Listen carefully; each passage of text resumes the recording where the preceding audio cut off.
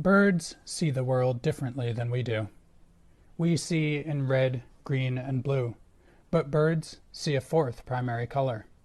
Thanks to an additional photoreceptor in their eyes, they can see UV or near UV light. Maybe that's why a chickadee can make a living hunting insects on chokecherries.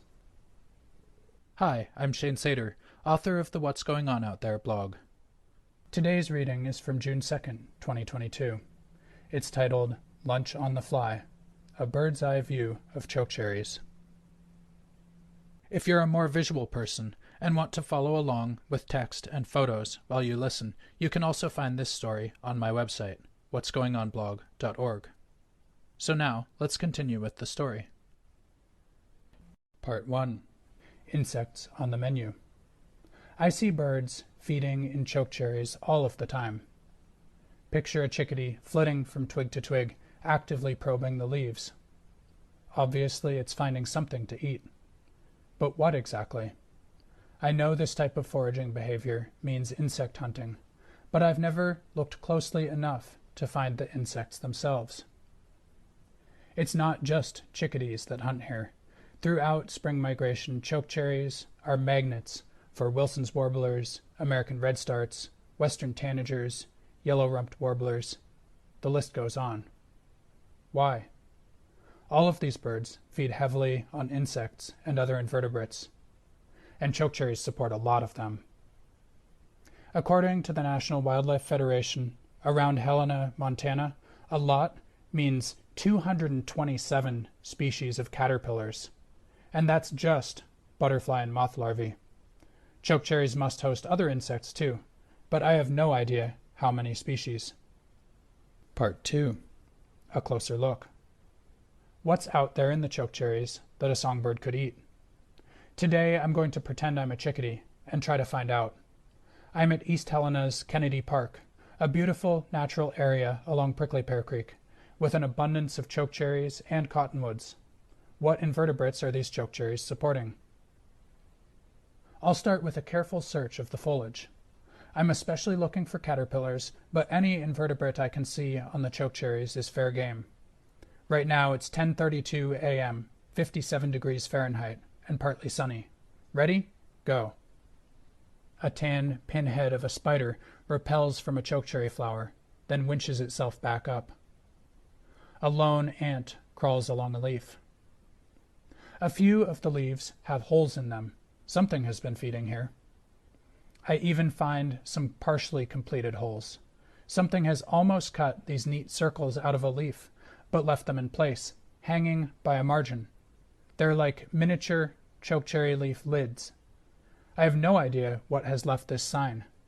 Do you? If so, please leave a comment. The ants seem common here. By now I've spotted 5 of them. If I were a bird, I'd be having a very crunchy breakfast this morning. Lots of exoskeleton with a dash of formic acid. So far, this menu doesn't seem very exciting. On the underside of a discolored leaf is a small aphid colony. Yum, juicy. But I notice that the aphids have a fuzzy whitish coating on their abdomens. Maybe not so yummy? I carefully remove one from the leaf and pop it in my mouth. The flavor is unremarkable, maybe slightly peppery. But then I notice a strange sensation. The aphid is giving my tongue a chalky, dry feeling. Not such a nice snack, after all. Part 3. Harder than it looks. By now, I've been searching for 15 minutes. I've found 7 ants and 10 aphids, none especially appetizing. If I were a bird, at this rate I'd die of starvation before too many days passed. Although a sharp-shinned hawk might catch me and eat me first. And to think that baby birds learn to efficiently hunt insects in just a matter of weeks. I notice a few tiny flies, at least 3 different species. If I were a chickadee, could I catch them? Maybe. But although I'm pretending to be a bird, I'm still just a mostly hairless mammal with bad reflexes. The flies fly away. Now I find a suspiciously rolled up, warty-looking leaf. Is there a juicy caterpillar inside? No, but I find 5 green aphids and a pugnacious ant that crawls onto my hand. After my last aphid experience, I don't try eating these ones. I spot a medium-sized, bristly black fly resting on a chokecherry leaf. I manage a photo from 2 chickadee lengths away. The fly takes off. I wonder if chickadees can sense disappointment. Do they ever feel like breakfast is a sure thing, only to have it fly away? Just imagine sitting down to a lovely plate of eggs and toast, only to have it leap out the window. Aha! Here's a group of 3 leaves that are conspicuously stuck together. I carefully pry them apart. Inside are 5 tiny, black-headed caterpillars in a silk nest. Finally, my first palatable chickadee food this morning. Since I'm only an imaginary chickadee, I don't eat these ones. Instead, I try to replace the leaves the way I found them, the caterpillars tucked inside. The chokecherries here have just recently begun to bloom. The day is warming up, and I spot a few honeybees over my head, methodically going from one flower to the next. I suspect they might be too flighty for a chickadee to catch. Kingbirds, though, are well known for hunting bees and wasps, and I wouldn't be entirely surprised to see a chickadee pull it off. If aphids taste chalky, I wonder, how do honeybees taste? Just kidding. Birds may be able to feed on stinging insects, but I think I'll pass. Part 4. Starvation imminent. Now I'm an hour in on my chickadee simulation. Lunchtime is approaching, and I'm getting hungry. It's good I brought lunch with me. The insects I've found wouldn't fill up a chickadee, let alone me. Insect hunting has been way harder than I expected. If I ever get reincarnated as a bird, I wouldn't bet on my survival. Of the 227 caterpillar species these chokecherries may support, this morning I found just a single beakful of one species. Besides that, there have been a variety of nimble, wary flies, some chalky-tasting aphids, and some fierce and crunchy ants. I didn't actually eat an ant today, though I have in the past. Ants are okay. Better than aphids, with an interesting sour note. So far, today's insect hunt has been underwhelming. To be fair, the birds haven't been very enthusiastic about the chokecherries this morning either. It seems that peak spring migration has passed, or maybe we're just in a lull. 3 days ago, Carmen Winslow and Pat Grantham counted 22 western tanagers here, but today there are only a few. In the chokecherries so far, I've seen just 1 black-capped chickadee and 1 yellow warbler actively foraging. But are the insects actually scarce here today, too? Or is it just that the bulk of the spring migrant birds have moved on, leaving a few stragglers along with the summer breeding birds? Part 5. A different tactic. Clearly, my inferior vision isn't providing any answers, so now I'm going to upgrade my tools. Instead of using my eyes to search, I'm going to sweep the chokecherry foliage with my insect net. I'll use an aspirator to suck what I catch into a vial, then put the vial in an ice-filled cooler. Once the chilled insects stop moving around, I'll be able to take photos and get a closer look at them. After a while, they'll warm up again and fly off. I spend just under an hour sweeping chokecherry foliage with the net, then transfer the insects to ice. While I'm waiting for them to cool, I get a tarp from my car. I try setting it up under the chokecherries and then shaking the canopy. Will I find caterpillars that I might have missed by sweeping? My brief tarp experiment proves mediocre. I do find several new spiders and an inchworm, the larva of a moth in the family Geometridae. Otherwise, the tarp gets me nothing. By now, the vials of insects I caught sweeping have chilled enough. It's time to see what we have, and then let them go.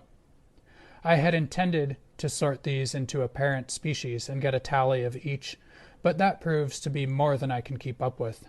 Insects are waking up and scrambling away, and I'm just rushing to get photos of as many as I can. Most of these insects are tiny. It seems I was looking too large before. It would be easy to overlook these little creatures in a visual search, but maybe an experienced chickadee would notice them. The diversity that I'm seeing now is exciting. There are tiny, bright green wasps that would be invisible against a chokecherry leaf, medium black wasps, an orange wasp. I see several types of bees. There's an orange weevil with a magnificent snout, a compact black beetle. With my macro lens, I see tiny, intricately patterned flies. In just this small sample, there are dozens of species. Part 6. Enough for lunch? So much complexity in one chokecherry patch. But although there's lots of diversity, the biomass of these insects is very low. Is this why I'm seeing so few birds feeding here today? I end this foray with more new questions than I answered. Is such low insect biomass normal for this patch at this time of year? I found just 2 species of caterpillars today. So where are the other 225? Are the insects so sparse because the migrant birds have eaten them all? How often, I wonder, do birds land in a promising patch of shrubs and find these sparse insect conditions? Do they have a fast way of finding productive patches? A logical next step might be to sweep these chokecherries on a day when they're overflowing with foraging birds. When dozens of warblers and tanagers are feeding here, we might expect to find much more insect biomass. But would we, in fact? Or are birds just that much better at insect hunting than I am? Would we find greater diversity of insects too? I hope to revisit these questions next spring, on a day when the migrant birds are out here in force. In the meanwhile, do you have a chokecherry patch where you spend time? Have you been seeing any caterpillars on your chokecherries this spring or this summer? I'd love to hear your observations and thoughts. If you have something to add, please leave a comment on my blog. Thanks for listening. That's all for now. Again, you can find all of this material in written form, along with lots of photos, on my website, what'sgoingonblog.org. That's also where you can sign up for email updates when new stories are published. And if you'd like to join those generous folks who make my work possible, that's also where you can find my Patreon page and make a monthly donation. I believe in making these stories available to everyone, so a donation is never expected. But if you're in a place where you can give me that support, it's a huge help. And until next time, get outside. Maybe you'll find some caterpillars on your local chokecherries.